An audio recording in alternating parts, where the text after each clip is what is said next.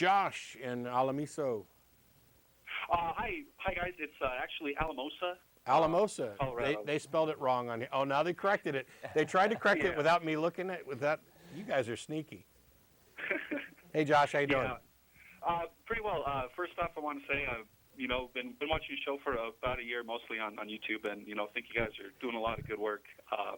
And so I have to kind of throw out my kudos right away. Thanks very much. But what I was wanting to talk about was I don't know if you guys heard about this or not, but last week in Argentina, the country passed same-sex marriage rights to its citizens, and so I was listening to a couple of radio shows, and thought, hey, that's a really cool thing, and hopefully we as in the United States will start doing something like that. But the interesting thing and how this ties into atheism, I suppose, was there's a very large Catholic population in Argentina, and yet even that, like, notwithstanding, the people still decided to allow this marriage to go through, mostly because it was like a human rights issue, and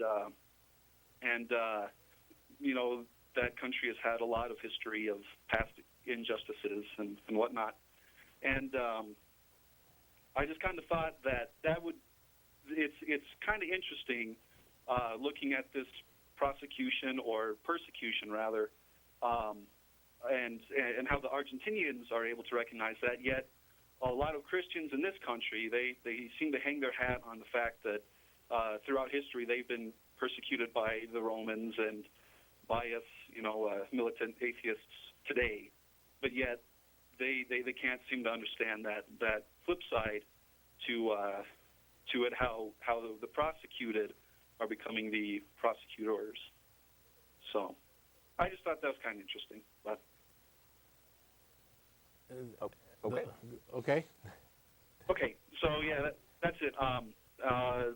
Keep up the good work and have a good one. All right. I think the reason that they have difficulty seeing it is because no living Christian that you're talking about has actually probably been persecuted for their beliefs. A handful here and there. Maybe some missionary goes into a foreign country and gets it. But the people that you're talking about, the people who are sitting at home in their self-righteousness after getting home from church and deciding that it was Adam and Eve, not Adam and Steve type. Those people have no idea what persecution is. They have no idea what it's like to be on the losing end of a rights issue. They have no idea what it's like to be deprived of something that everybody else benefits from simply because of who you are. And I would add, they have no idea what rights are in the first place. They think rights are whatever their big invisible friend told us were our rights, right? They're not looking at it from the perspective of, here we are, a whole bunch of people who feel differently and think differently, and we have to live together, right? What laws are we going to establish to make it fair for everyone?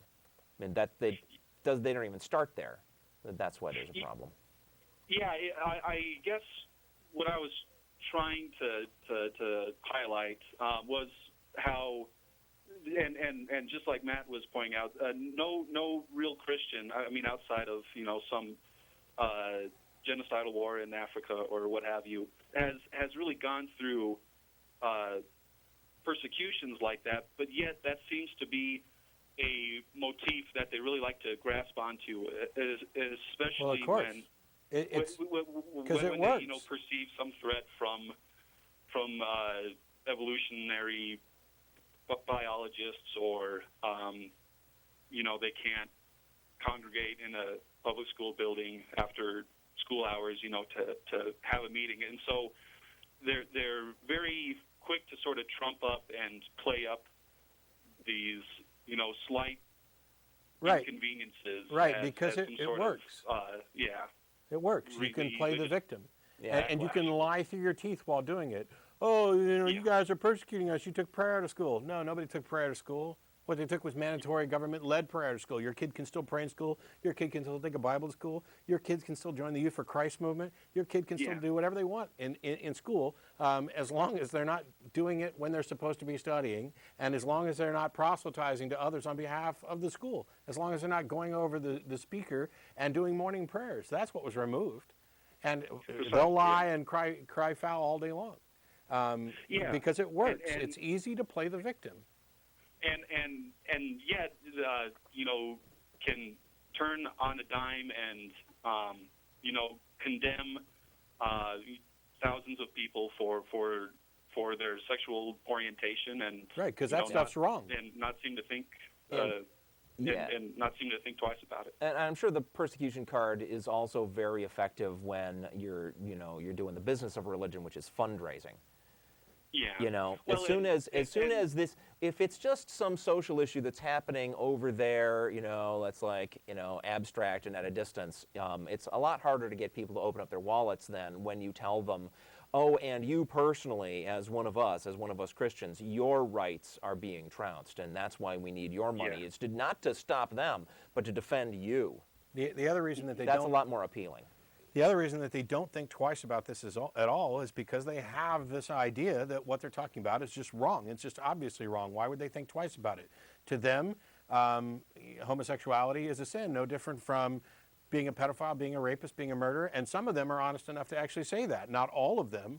The rest of them will say, well, okay, it's maybe not as bad, or but it's worse than lying, but not as. Who cares about any of that? This is something that's wrong, and that's why they don't think twice. It's not a rights issue for them. If you were to ask them, they would say, no, you don't have a right to do that. We're not violating your rights. We are, attempting to impose God's law, which will make the whole world better, despite the fact that we already know that it doesn't. Whether or not it's God's law or not, it doesn't make the world better. If there's anything to learn about this God character, is whether or not he exists, he's been a miserable failure. Yeah.